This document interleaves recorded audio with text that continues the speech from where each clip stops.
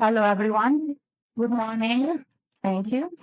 This is my first time, not only at this conference, but my first time in Medellin, my first time in Colombia, and my first time in Latin America. So it has been an honor for me to be invited here. Thank you very much. And when Rosa Zuluaga asked me to join the conference and talk about entrepreneurship and artificial intelligence and innovation, I thought to approach it from the perspective of soft skills. So my point is, how do we need to behave and think in order to be successful in the future? And what's the future? So we are living through one of the fastest, most disruptive transformation in human history.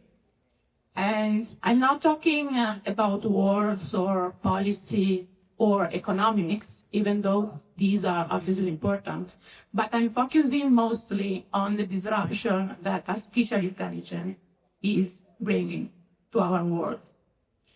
In less than 18 months, tools like ChatGPT, Midjourney, Copilot, and many others have reshaped completely how we write, design, analyze code.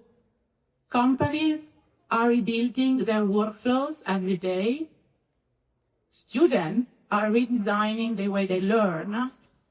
And professionals, all professionals around the world, are suddenly competing with systems that do not sleep, they're never tired, and get better every week, if not every day.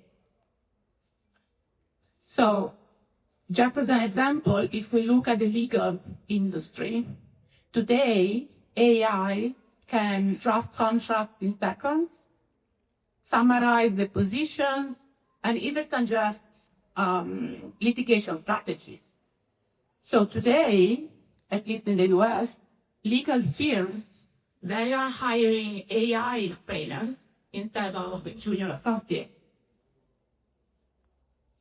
Many speakers today have spoken already and are going to talk more about AI in details.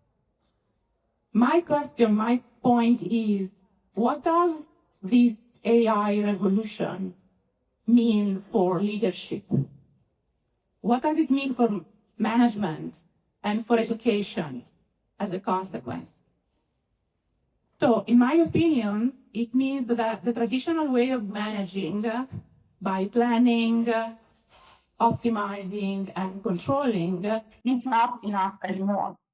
We need a different mindset, a mindset that is able to thrive in constant change. And then the question becomes, how do we teach that mindset when the crowd beneath us is changing faster than ever before? So that's my point for today. And let's be honest, traditional change management is that. The idea that a few people at the top of an organization design the change and everyone is following the steps they decide, that doesn't work anymore. Why? Well, because change, as we are hearing and as we see every day, is not occasional anymore. It's not just something that happens every now and then. Change is constant today. Every new AI release, every shift in customer behavior, every policy update, it all changes the way we work, and it happens daily, hourly even, at a global level. In this environment, we cannot manage change from the top down. We must navigate the change from the bottom up. And that requires a completely different skill set. Not just compliance, but creativity. Not just strategy, but experimentation. And that's why the entrepreneurial mindset is not just for founders anymore. It's for everyone in any organization. Because when people are empowered to think like entrepreneurs, to test, to learn, to fail, and then to adapt, that's how organizations can change and do change. Not from the top, but from the edge, at the team level, at the individual level. So, as an educator, I'm convinced that this is what we must teach, the entrepreneurial mindset, to everyone. Not as a method for managing change, but as the mindset for leading in it. Now, if we want to build a muscle, I don't go to the gym. Please come really here, Takas. If you want it, you come. No edita, no growth. So it's exactly the same with how we grow mentally, with how we build better teams and how we build better organization. So if change is constant and AI is rewriting the rules as we speak, then growth isn't something we manage with a checklist. It's something that we must earn through friction. You don't get the transformations by getting everyone to agree or by tackling easy challenges. You get transformation when people try something new, they fail due to the complexity, they try again, they think critically, they struggle, they think like entrepreneurs or scientists, if you want. They learn something and then they solve the problem most of the time. That's called experiential learning, and it's learning through failure. That's the friction that drives impacts. In our culture, we often treat friction like a bug, like a problem we have to solve and we need to smooth off. But in fact, the changing environment, friction is actually the feature we need. And entrepreneurs, you here in the audience, we all know this. So we do not avoid resistance. We move toward it because we know that's where opportunities lie. So if we want people to thrive in a world of continuous change, we cannot remove the tension. On the contrary, we need to equip people to work inside it and to leverage friction.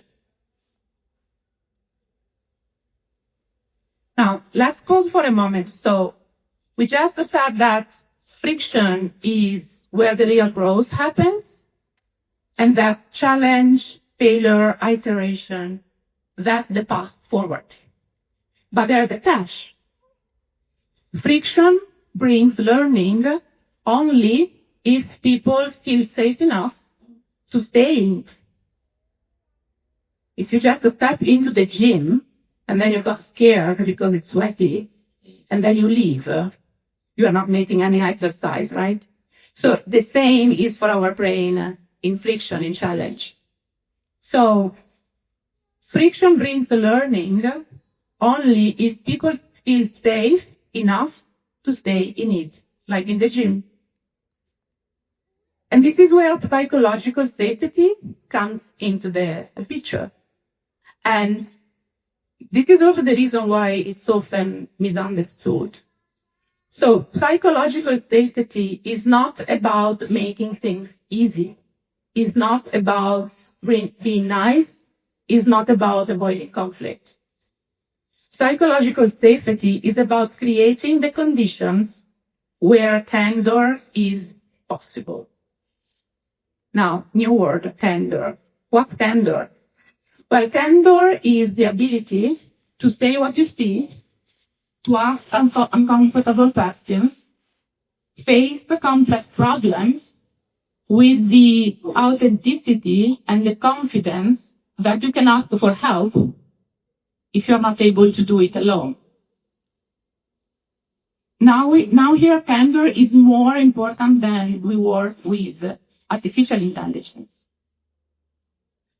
Because this is, for example, what's happening with many students, my students as well, and professionals around the world. So including myself, for sure, and probably most of you. So we use ChatGPT, we use the Clouds, Copilot, any other tool, and we tend to assess the output at face value. No questioning, no critical review, no that. Why? Well, because it's easy. There is no friction. Apparently, we save time. And also, nobody is actually asking us to challenge the output of ChatGPT. Nobody is telling us, wait a minute, what are you doing? So, and this is how we end up with hallucinations that are passed off like facts, and we end up with the shallow, superficial work, which is very polished, but completely meaningless. And we end up with thinking that never actually happened. So friction and candor together is how we can prevent it. I push my students to say, this looks great, after they ask something to ChatGPT, for example. This looks great, but something is missing, something feels off, or why does the model is answering this way? What's happening? This is simply candor in action. And this is what separates real thinkers today from phantom pushers. So if we want to teach students, and ourselves also, to use AI responsibly and meaningfully to have an impact, and to navigate the future successfully, if we want leaders, employees, teams, and organizations to embrace continuous change, we must instill the candor required to think critically, to engage deeply, and to grow from friction. So that's my base point. Now, if a friction is necessary, and if candor is what required to make friction productive, then here's the next question. So where and how do we teach people to operate like that? Now, not in traditional classrooms, and certainly not in environments built to reward polished answers and memorization. This is not what we need anymore. We need a new model. And I might be biased by my physics background. I try to keep it hidden, but I'm a physicist originally. But I truly think that we need to turn education into a laboratory. Labs are where mistakes are expected, learning happens through failure, and feedback is immediate and visible. This is how real capabilities are built, especially in an AI-powered world. So I hope you can see how this shift of our teaching style could fit the problem that we have. That's the power of a lab, right? So we need a space where discomfort is normal, where error is useful, and where learning is visible, and where quality, true quality, is built through feedback and not getting what the professor wants to hear or what customers want to buy. So if we want to build resilient, adaptive, critical thinkers, we need to stop staging performances, and we need to start designing laws in our universities, in our schools, even kind of at young age. So, and that's where the right mindset, I think, is going to be built. Now, let me open a very quick parenthesis here about AI, and we hear much more from experts in the next hours, but I don't see AI absolutely as a threat, on the contrary. But I also don't see it as the magic answer either. I see it as the partner and the co-pilot. It expands our ability. It helps us write more, think faster, explore more facts, but it does not reduce complexity. If anything, it increases complexity. That's why I believe so strongly as an educator in training students not just to use AI, but to lead with it. And that means critical thinking, means framework. And we go back to the fundamental role of the AI gives us superpowers, but we only if we, in entrepreneurial way, with initiative and intentionality, master these superpowers.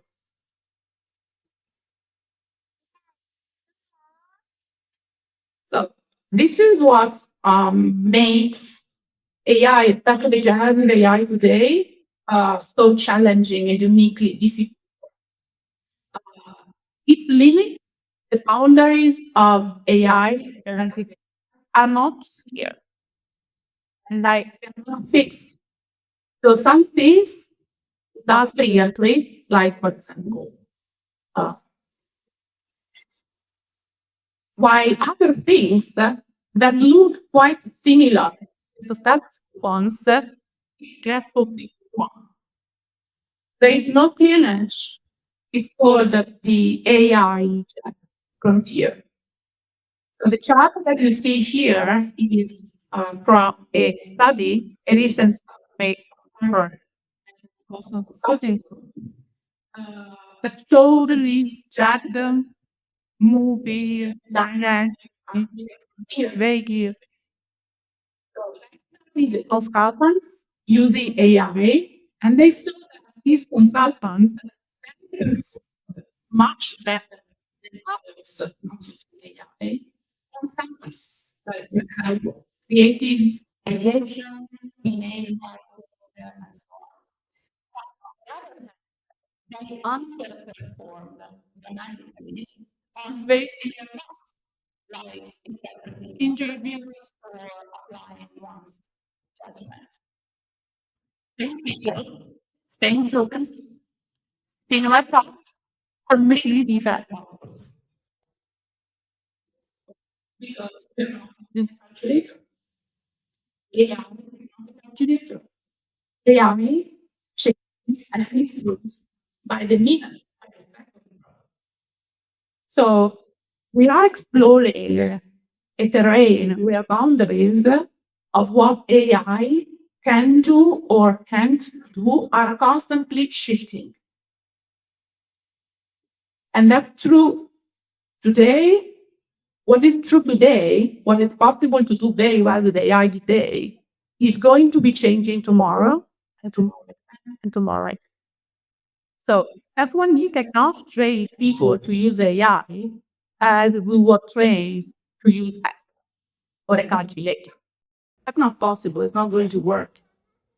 We have to train people to question AI, to push back, to reflect, and to retry.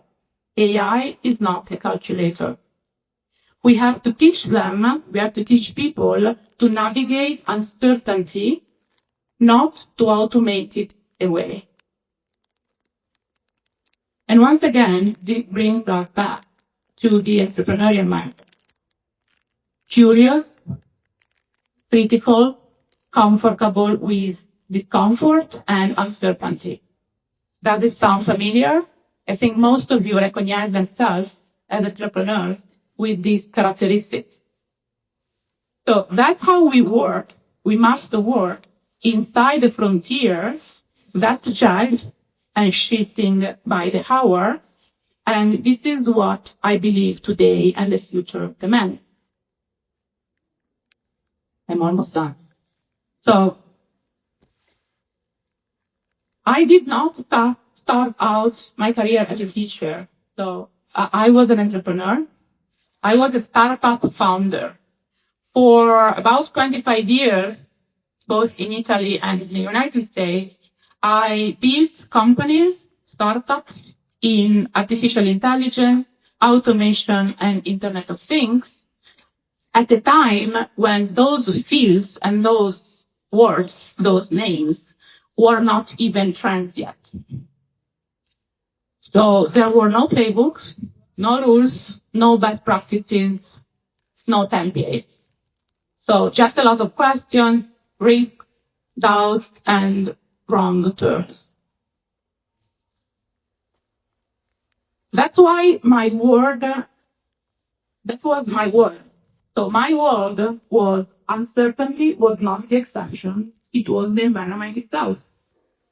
So when I talk about the entrepreneurial mindset, I do not mean mindset like a metaphor.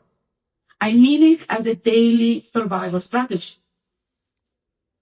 And now, standing on the other side as an educator, I see exactly that this is the kind of mindset that the new generation needs. Because the world we're stepping into with AI, constant change, and shifting boundaries feels a lot like the startup world I used to live in. I believe teachers today, especially if we teach business, technology, and innovation, we are not just here to transfer knowledge anymore. We are here to design experiences, tough experiences for our students, experiences that stretch, challenge, and transform. So we must become designers of discomfort, if you want. Because the only way to prepare our students and the younger generations for this world is by helping them build the muscles to navigate. And this is beginning with how we design teaching and education itself. So as I close, let me bring it all together. So I mentioned many concepts. So everything I shared from my 25 years as a startup founder to my work today in the classroom, to the rise of AI in every space we work and learn and live, it all leads to this. We are no longer preparing people for stable careers. We are preparing them for uncharted terrain. And in that terrain, uncharted, two things matter more than ever. Candor, the courage to face real challenges, ask questions, and to dig under the surface, and entrepreneurial mindset. Not just to launch companies, but for everyone to navigate complexity, adapt fast, and create value in chaos. So if Candor is the culture, entrepreneurship is the capacity. Today, we need them both in everyone. That's why I teach. That's what I teach. And that's why I teach at Halt in particular. We design discomfort for students so that they can be the entrepreneurs of tomorrow. People who can build, question, and lead even when the map is not complete. I hope you found this listening interesting and that I gave you some food for thoughts. Thank you very much.